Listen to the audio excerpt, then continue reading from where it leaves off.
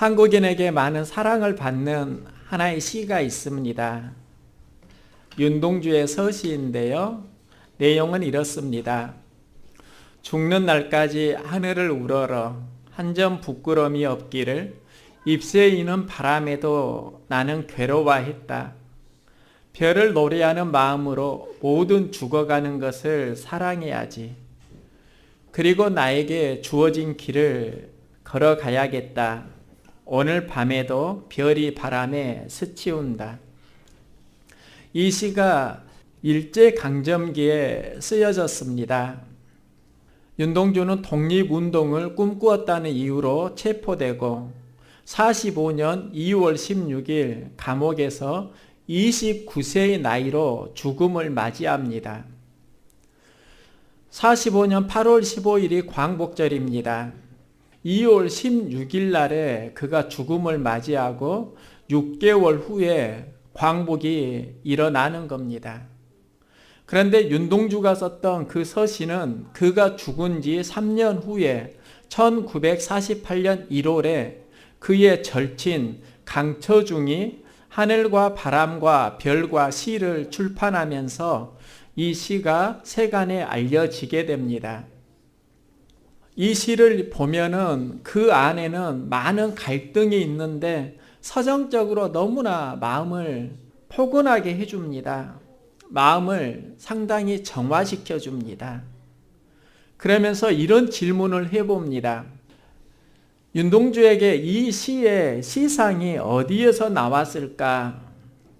그러면서 생각나는 것이 바로 별입니다. 그의 마음은 별을 노래합니다. 별을 노래하는 마음으로 오늘 밤에도 별이 바람에 스치운다. 많은 사람들이 흔히 보는 그 별인데 윤동주는 수많은 상상력과 메시지가 그 안에 떠오르는 겁니다. 제가 어릴 때 TV 광고에서 보았던 CM송이 지금도 생각납니다. 이런 노래입니다. 하늘에서 별을 따다 하늘에서 달을 따다 두 손에 담아드려요. 아름다운 날들이여 사랑스런 눈동자여 오란시. 이게 오란시 CM송인데요. 이 노래를 만든 이가 윤형주입니다. 그런데 윤형주와 윤동주의 서시 이걸 공통적으로 보면은 별을 노래하는 마음이 있습니다. 그리고 윤형주, 윤동주는 모두 다 크리스천입니다. 윤동주 할아버지가 장로이고 윤동주는 크리스천 기독교 학교를 다녔습니다. 윤형주는 지금 교회 장로님입니다. 그리고 윤형주 장로와 윤동주 시인이 육촌 관계이다. 이게 알려지면서 세간에 화제가 되기도 했습니다. 저도 어릴 때 하늘의 별을 보면서 자랐습니다. 그런데 저는 그 별을 보면서 했던 놀이가 저 별은 나의 별, 저 별은 너의 별, 땅 따먹기 하고 살았는데요. 그런데 인생의 대가들을 보니까 별을 보면서 어떤 노래의 영감을 받았고 또 시의 영감을 받았습니다. 여러분은 별을 보는데 그 별을 통해서 무엇을 보고 있습니까? 동방박사의 이야기가 별을 발견하면서 시작이 되어집니다. 이 별이 아기 예수가 나심을 알리는 별입니다. 그리고 그리스도를 경배하기 위해 여행을 시작하는데 저는 이 여행이 무엇인가? 우리 그리스도인이 이 시대에 해야 되는 믿음의 여정이고 믿음의 여행입니다. 동방박사의 여행은 그리스도의 나심을 경배하기 위해서 떠나는 여행입니다. 혹시 여러분의 삶 가운데 이런 믿음의 여행이 있습니까? 하늘에 수많은 별이 있고요. 많은 사람들은 그 별을 보고 자랍니다. 별을 보고 많은 꿈을 꿉니다. 현대 과학을 보면 별을 보면서 우주 산업을 생각합니다. 과학자들이 보는 별은 우주 산업이고 나도 우주선을 타고 한번 날아가 보고 싶다. 그런 과학과 연결됩니다. 그런데 동방 박사가 꾸었던 꿈이 있습니다. 그건 예비자의 꿈입니다. 동방 박사가 별을 보고 그가 믿음의 여행을 떠날 수 있었던 것은 그리스도가 나심을 보았기 때문입니다. 즉 별을 통해서 하나님의 사인을 본 것입니다. 이게 바로 영적 민감성입니다. 아마 우리도 수많은 반짝이는 별을 볼 것입니다. 그런데 그 별의 의미를 생각 없이 놓치면서 살아가곤 합니다. 그 당시에 그 별을 보았던 사람은 동방 박사뿐만 아니라 수많은 사람들이 보았을 것이고 여기에서 그 별이 아기 예수 그리스도 나심을 알리는 사인을 깨달은 사람이 바로 동방 박사들입니다. 여기에서 믿음의 여행이 시작이 됩니다. 이 시대에 수많은 사람들이 있는데요. 하나님을 예배하는데 꼭 필요한 게 바로 영적 민감성입니다. 이 땅의 구주가 나심을 알리는 하나님의 그 사인을 알아보는 눈이 바로 영적 민감성입니다. 그런데 우리는 그것을 보고 영적 감각이 둔탁해져서 하나님의 사인을 캐치하지 못하고 살아가는 그런 삶의 여정이 있습니다. 제가 목회를 하면서 어느 날 새벽 기도의 경험이 자꾸 생각납니다. 그때 새벽 예배를 드리고 홀로 강단에 앉아서 기도를 드리는데 그 기도가 평소보다는 좀 깊이 오랫동안 지속되었던 기도입니다. 제 안에 영의 충만함이 느껴졌습니다. 그리고 기도를 마치고 일어나니까 그때 음악이 들려오는데요. 그 경음악이 복음성과 하나님의 음성을 이었습니다. 실은 항상 들었는데 기도하고 일어나면서 들리는 그 복음성가가 저의 귀에 전혀 다르게 들려오는 겁니다. 승리의 창가로 들려오고 하나님이 어루만지는 메시지로 들려옵니다. 저는 그걸 보면서 왜 항상 들었던 음악인데 오늘은 나의 영혼에 살아 움직이지? 그런 질문을 하면서 깨달은 것이 있습니다. 기도하면 하나님의 민감성이 살아난다는 겁니다. 똑같은 것을 듣더라도 우리가 어떤 민감성을 가지느냐에 따라서 다른 메시지를 품게 됩니다. 기도하면 기도 민감성이 살아나고 말씀에 마음이 들어가면 말씀이 우리 삶을 주장합니다. 그런데 이 시대에 우리가 무엇을 경험하는가? 말씀의 민감성이 아니라 말씀에는 둔탁해지고 우리의 삶이 미디어에 그리고 어린 아이들은 핸드폰, 게임에 상당히 민감해지는 삶을 살아갑니다. 그러면서 하나님을 향한 영이 많이 둔탁해지고 있습니다. 마음속에 별이라는 예쁜 동화가 있습니다. 사람은 태어날 때 마음속에 별 하나를 가지고 태어납니다. 그리고 우리가 자라면서 그 별도 안에서 자라게 됩니다. 그런데 그 별은 꿈을 꿉니다. 착하게 살아야지 이 꿈을 꾸는 겁니다. 그 별이 그 마음속에 자리 잡고 있는데 사람이 살아가면서 나쁜 짓을 하곤 합니다. 그러면 별이 나쁜 짓 하면 안 돼. 그 신호로 마음속에서 빙그르르 돈다고 합니다. 이 신호가 우리 안에 양심에 찔린다. 우리가 양심에 찔린다고 하는 것은 우리 마음속에 별이 돌기 때문입니다. 그런데 별이 돌면 뾰족한 부분이 마음을 찌르고 여기서 양심의 가책을 느끼게 되는데, 문제는 나쁜 짓을 한 번 하는 게 아니라 계속 반복하면서 한다는 겁니다. 그때마다 별이 그러면 안 돼, 그러면 안 돼 찌르게 되는데, 많이 돌다 보니까 뼈죽였던 모퉁이가 닳아져서 무디어집니다. 그리고 우리의 마음이 나쁜 짓을 하다 보면 마음이 부드러워지는 게 아니라 강팍해집니다.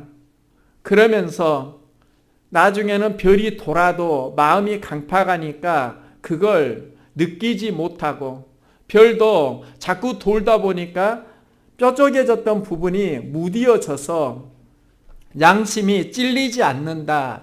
여러분 안에 별이 있는데 그 별이 많이 구르다가 이제 닳아진 것 아닐까요? 다시 그 별이 살아날 수 있기를 소망합니다. 그러려고 하면은요, 우리 마음이 다시 부드러워져야지 돼요.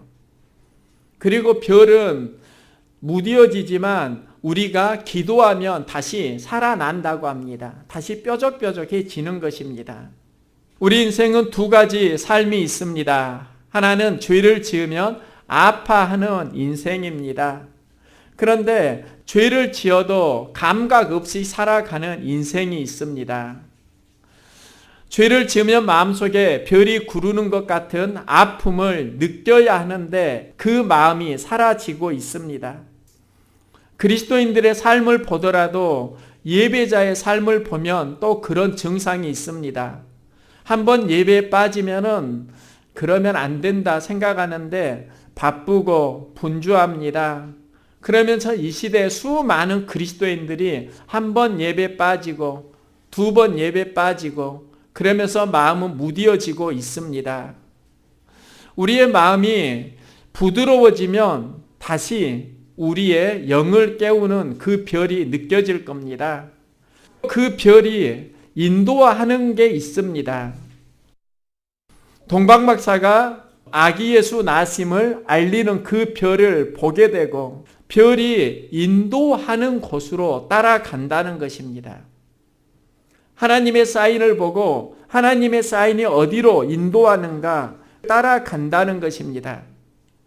이게 동방박사가 예수님을 만나는 믿음의 여행의 출발점입니다. 우리가 가야 하는 믿음의 여정이 있습니다. 동방박사가 별을 보고 했던 그 믿음의 여정을 보면 그에게 경배하러 왔노라 엎드려 경배하고 이렇게 말씀합니다. 동방박사들이 예수님을 만나려고 했던 이유가 예수님을 경배하기 위해서입니다. 예배하기 위해서입니다. 그들이 제일 먼저 한 일이 엎드려 경배하고 예수님을 만나고 예배자가 되었다 하는 것입니다. 예수님을 만난 사람들이 살아가야 하는 삶의 비전이 바로 예배자의 삶을 사는 신앙입니다. 신앙은 예배자로 자라야 하고 예배자로 자라고 영적 감각이 하나님을 향해서 날로 예민해져야 합니다. 그러면서 우리는 신령과 진정으로 좀 더 깊이 있는 영적 예배를 드릴 수 있습니다. 예수님을 만난 사람이 바로 예배자로 자라야 하고요. 그리고 동방 박사가 예수님께 드린 게 보배압을 열어 황금, 유향, 몰약을 예물로 드리니라.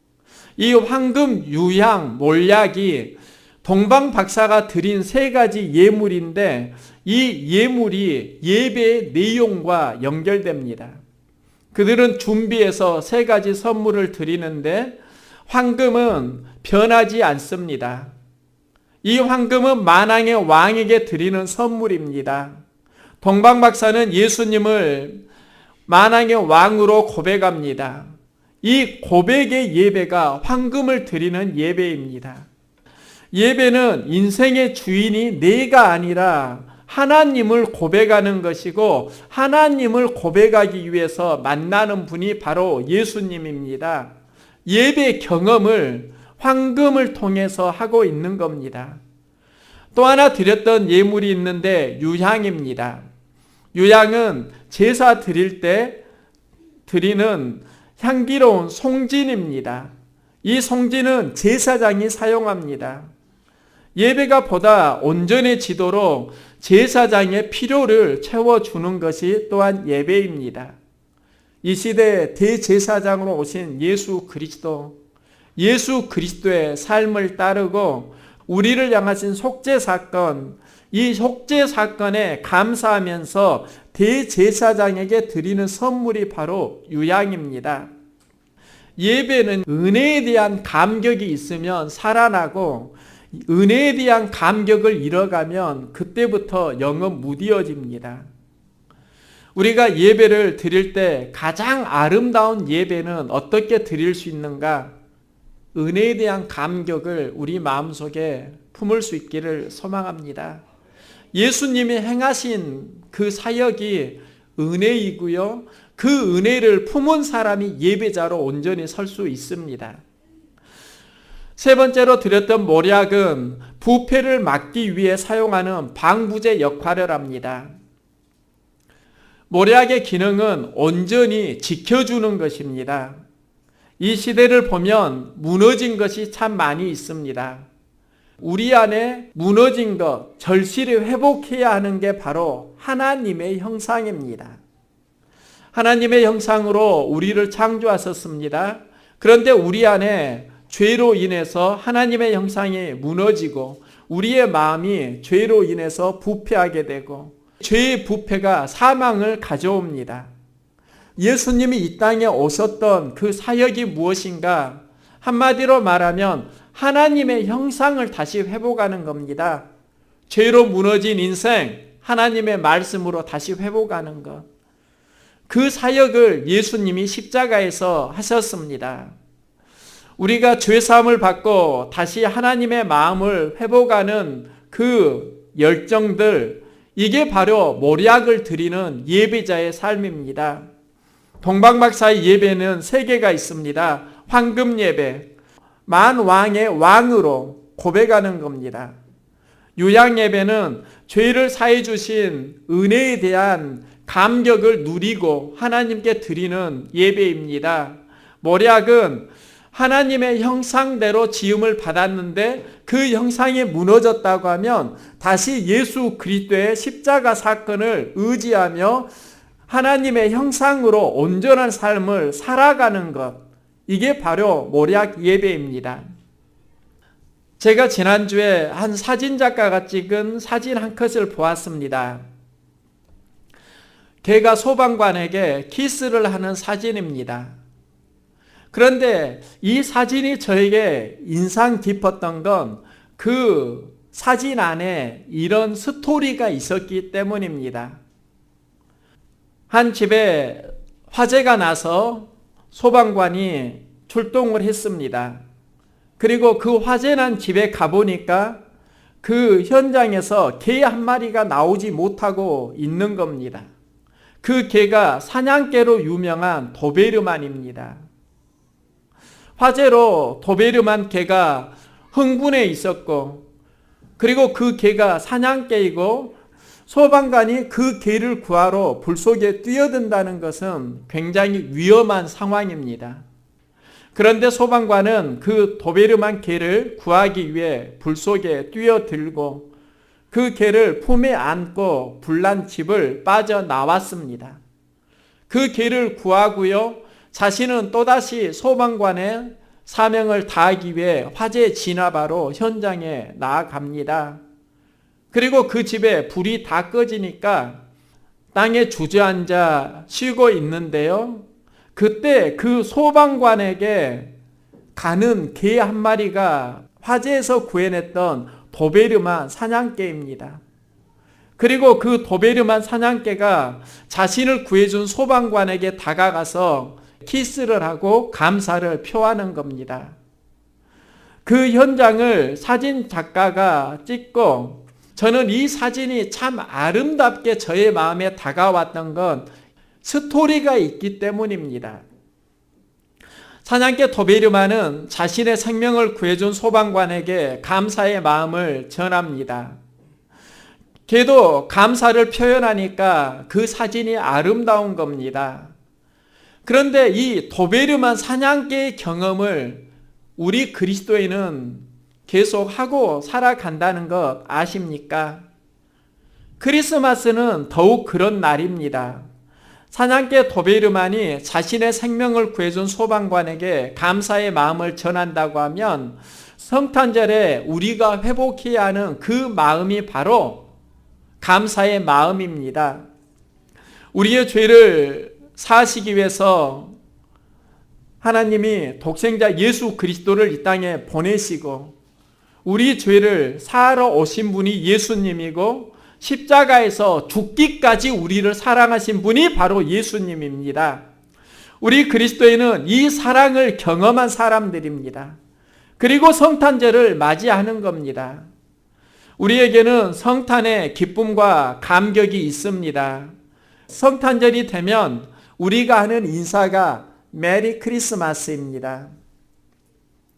메리 크리스마스. 이 메리는 즐거움이고요. 크리스는 그리스도, 크라이스트. 그리고 마스는 라틴어로 예배, 경배를 의미합니다. 메리 크리스마스라는 말은 예수님께 기쁨으로 경배합시다, 예배합시다 이런 의미를 가지고 있습니다. 예수님과 함께 하나님을 예배합시다. 이게 메리 크리스마스입니다. 예수님의 나심을 축하하고 예배자의 삶을 살아가는 것, 이게 메리 크리스마스의 인사라는 겁니다. 그런데 생각을 해보니까 그럼 메리 크리스마스는 성탄절 하루의 인사가 실은 아닙니다. 우리는 성탄절에 메리 크리스마스 이 인사를 많이 듣고요. 저도 메리 크리스마스의 인사를 전해 주었습니다. 그런데 말씀을 준비하면서 제 마음속에 드는 하나의 감동이요. 메리 크리스마스는 성탄절에만 있는 인사가 아니라는 겁니다. 영원히 우리의 삶 가운데 계속 되어야 하는 인사입니다. 메리 크리스마스 인사를 받으면서 크리스마스 인사를 했는데 이제 여기에 또 하나의 인사가 들어가길 소망합니다. 우리가 인사는 메리 크리스마스 이렇게 전해 주어야 하는데 마음속에 새겨야 하는 한 단어가 더 있습니다. forever.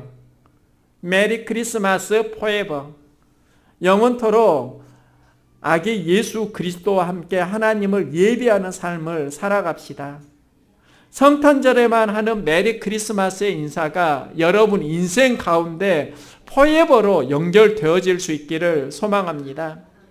메리 크리스마스는요, 예수님과 함께 하나님을 예배하는 삶을 살아가는 것입니다. 이 날은 성탄절만의 이야기가 아니라 우리 인생의 믿음의 여정 가운데 지속되어야 하는 이야기입니다. 동방박사가 별을 보고 아기 예수 나심을 경배하는 믿음의 여정을 떠났다고 하면 그 별로 오신 예수님을 만나고 하나님을 예배하는 삶을 영원토록 살아갈 수 있기를 소망합니다. 우리 서로 인사해 볼까요? 메리 크리스마스 포에버. 우리가 메리 크리스마스 그리스도와 함께 하나님을 예배합시다. 하나님, 메리 크리스마스 포에버. 포에버의 삶을 살아갈 수 있기를 소망합니다.